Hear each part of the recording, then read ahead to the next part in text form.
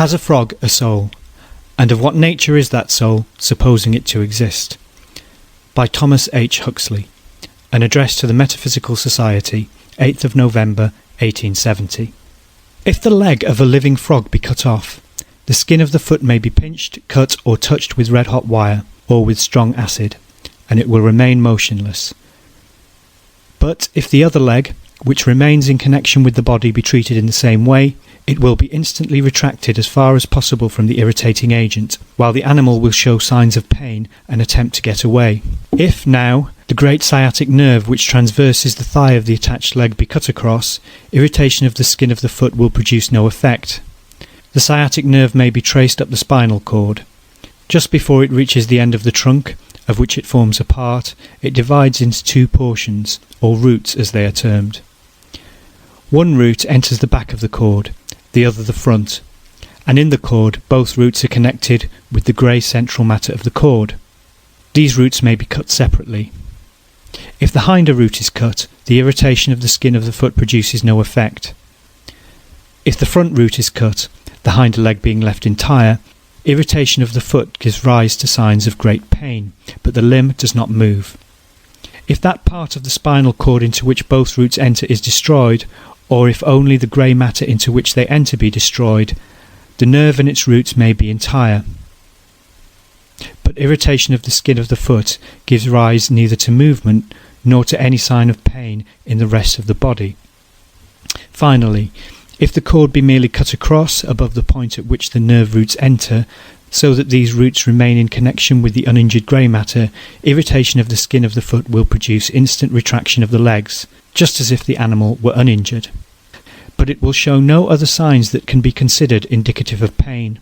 The body in front of the cut will remain unaffected, however great the injury done to the foot, and at the same time the creature will be unable to use its legs.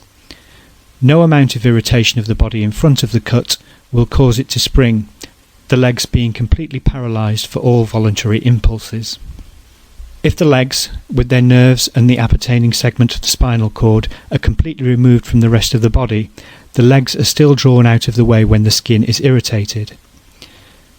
These experiments prove that when the skin of the foot is irritated, a certain influence is communicated by the posterior roots of the nerve to the segment of the spinal cord, and that the segment of the spinal cord is capable of transmuting this influence into another influence, which is transmitted by the anterior roots of the muscles of the frog's leg and causes them to contract.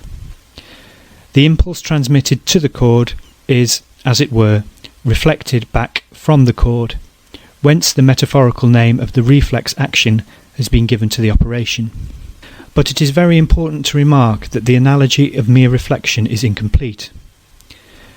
The impression of the foot may be of the simplest possible character, such as the prick of a needle, but that which is reflected down the motor nerves is a complex set of impulses, all duly adjusted in such a manner as to withdraw the foot out of the way of the irritating body. The segment of the spinal cord, therefore, does not so much reflect the impulse it receives as give change for it.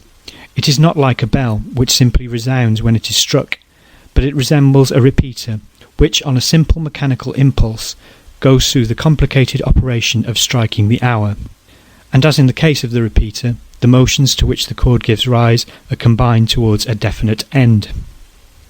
As all these operations are effected just as well by the segment of the cord as by the uninjured nervous system, it is clear that they are effected independently of any sensation or volition in the rest of the body. And this is confirmed by the analogy of what occurs in man. For if the middle of the spinal cord of a man be profoundly injured, his lower limbs will pass into exactly the same condition of those of the injured frog. If the skin of the foot be irritated, the leg will be drawn up with violence. Nevertheless, the man will feel nothing, nor will he be able to draw up the leg by any effort of his own will, still less to control its action when the skin of the foot is irritated. In other words, the segment of his spinal cord is void of any connection with his consciousness and his volition, and, in the absence of evidence to the contrary, it may be safe to conclude that the segment of the frog's spinal cord is in the same position in respect of any consciousness or volition which the frog may possess. Suppose now that the head of another frog be cut off so as to leave the whole spinal cord in the body in natural connection with its nerves, but to detach the whole brain, including that part in which the chord and the brain unite, the medulla oblongata. If the frog be laid on its back, it will remain passively in that position. If one of the feet be touched with acid, the leg will be retracted, and then the two legs will be rubbed together to get rid of the irritating matter. Not only so, but if the irritated limb is placed in an unusual position, for example drawn up at a right angle to the body, the other leg will be gradually raised up into a corresponding position until it is so placed that it can rub away the irritating matter. Here is evidence that the spinal cord is not only capable of giving rise to very complex combined movements in answer to a perfectly simple irritation, but that it has a power of adjustment which enables it to meet an entirely new case, to solve a problem which could not have been presented to it under the ordinary conditions of the life of the frog. Suppose further that the head has been cut off, in such a manner that the section passes in front of the medulla oblongata, leaving this in connection with the chord, but separating it from the rest of the brain. Then the frog's body will not lie on its back, but if so placed will exert all those complicated and condapted movements which are needed to enable it to turn over. In all these experiments, the separated head will show signs of retaining all its nervous energies, and human pathology tells us that a man's consciousness and volition may be completely retained until the damage to the spinal cord passes so high up as to injure the medulla oblongata, when they are lost secondarily through the effects of such injury on the medulla. We are therefore justified, in the absence of evidence to the contrary, in concluding that anything in the shape of consciousness and volition which the frog may possess remains intact in the separated brain under the conditions of each of these experiments. Suppose, however, the cutting away of the nervous centres begins at the other end. Let the two hemispheres of the cerebrum be cut away. The condition of the frog becomes very singular. It preserves almost all the faculties of an uninjured frog. It can see, swallow, jump, and swim, but it exerts none of these powers spontaneously. It will not even feed, but has to be fed with meat put into its throat. It is like an animal in a trance or asleep. Nevertheless, it can adjust all its movements so as to balance its body under the most difficult circumstances. In short, it adapts means to ends with wonderful accuracy and precision. But if more of the brain is removed, and the structures known as the optic lobes are cut away, this power is lost, and if the cerebellum is removed, the frog cannot even combine its actions so as to jump. Facts of the general character of those detailed have long been known, and they have led to two opposite modes of conceiving of the nature of the animal frame. By the one set of thinkers, all the rationally condapted movements of the body have been referred to the operation of a soul, which they conceived to work the machinery of the body, as a musician may play upon an organ or other instrument. By the other set, it has been argued that no line can be drawn between those bodily operations of animals which are purely and obviously mechanical, and those which are purposive and apparently rational, and therefore that the latter may be merely the result of a mechanism too refined to us to understand at present. It is to Descartes that we owe the most complete statement that has ever been given to the latter view, and those who have read the controversial works to which his philosophy gave rise are aware that no doctrine of his was more frequently assailed than that of the automatism of brutes. Ever since Descartes' time, physiologists have been divided into two camps, the one taking the automatic and the other the animist side. The father of the animists among modern physiologists was Witt, who in opposition to the views of Haller maintained that a soul exists in all parts of the living body.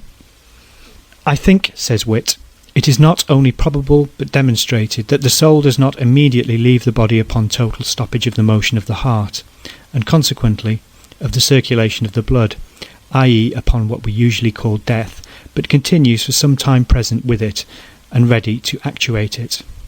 Upon the whole, then, it appears certain that after death, or an entire stop of all motion of the bodies of animals, the soul still remains present with them, and can be again brought to exert its influence by various kinds of stimuli applied to their different parts.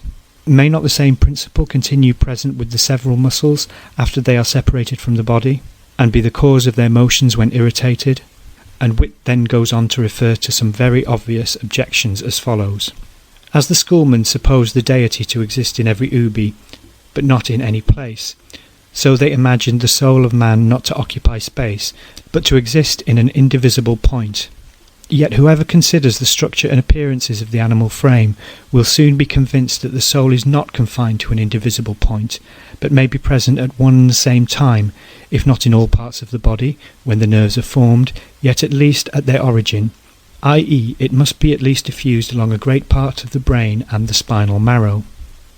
Nay, while in man the brain is the principal seat of the soul, where it most eminently displays its powers, it seems to exist or act so equally through the whole bodies of insects that its power or influence scarce appears more discernible in one part than another, and hence it is that, in such creatures, the several parts of the body live longer after being separated from each other than they do in man and other animals more nearly resembling him, where the soul seems chiefly to act in the different parts by means of their connection to the brain and spinal marrow, or at least when the cutting off of such connection soon renders the parts unfit to be any more acted upon by it.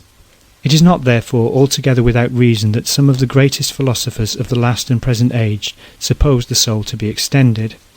But if the soul without extension be present at one and the same time at different places in the brain, and if in many animals it can act along the spinal marrow for a great while after the head is cut off, why may it not also actuate parts separated from the body without being extended? On the other hand, if we allow the soul to occupy space, I do not see why it may not continue to be present with the parts of the body after they are separated, as when they were united. And with respect to the divisibility of the soul, which is generally thought to follow from the supposition of its being extended, why may it not be a substance so perfectly and essentially one as that a division or separation of its parts would necessarily infer a distinction of its essence? Further, if the soul can be present in all, or in any considerable part of the body, at one and the same time without being discernible, its sphere of existence being so much increased as to act upon the parts when separated, at one and the same time without being discernible, its sphere of existence being so much increased as to act upon the parts when separated, will not infer its divisibility.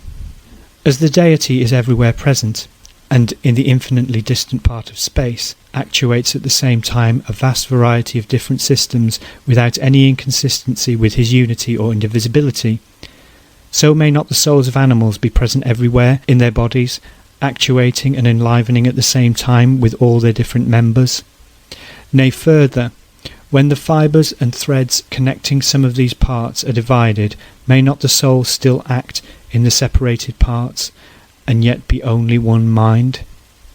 End quote. 100 years later, a vehement advocate of Witt's views, Professor Pfluger, deals very boldly with the question which Witt treats thus tenderly. He undertakes to show, quote, that a kitten, the spinal cord of which is divided, has two souls.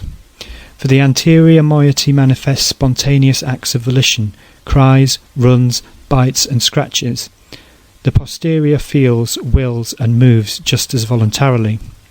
Although both parts exercise their nervous functions in a perfectly independent manner, the rational principles are specifically present in each, because these are nothing else than functions of the grey matter, and the grey matter in each continues to exert its inherent powers. End quote. I must confess that to my mind Pfluger's view is the only logical one, if the hypothesis that the frog has a soul be adopted. A frog's head is cut off, so that the section passes between the medulla oblongata and the rest of the brain. The actions performed by the head and by the trunk will be equally purposive, and equally show that there is something in each half which possesses the power of adapting means to ends in a manner which is as deserving as the epithet rational in the one case as in the other. The separated head and trunk may be sent 100 miles in opposite directions, and at the end of the journey each will be as purposive in its actions as before. In this case, two alternatives present themselves. Either the soul exists in both chord and brain, or it exists in only one of them. If we admit the latter hypothesis, it follows that purposive operations may be effected by matter without the help of a soul, which is a practical acceptance of the automatic doctrine. On the other hand, if we admit the former, then either the soul is indivisible or it is divisible. If it is indivisible, it must either be a centre of force capable of operating on points 200 miles apart, or it must extend over 200 miles. Whichever of these two alternatives be adopted, I am unable to see in what respect the soul of the frog differs from matter. If, lastly, the soul of the frog is divisible, it must needs have extension, and so falls again into the category of matter. I have not attempted to discuss the question whether the soul of the frog possesses consciousness, because this appears to me to be a totally insoluble problem. Everyone will discover, if he considers his own actions, that he is constantly performing operations directed towards special ends, of which he has no consciousness whatever. And therefore it must be granted that it is possible that all the far less complex actions of the frog may be equally devoid of consciousness. Whether they are so or not is a point on which no positive evidence is attainable, or even conceivable. End of essay.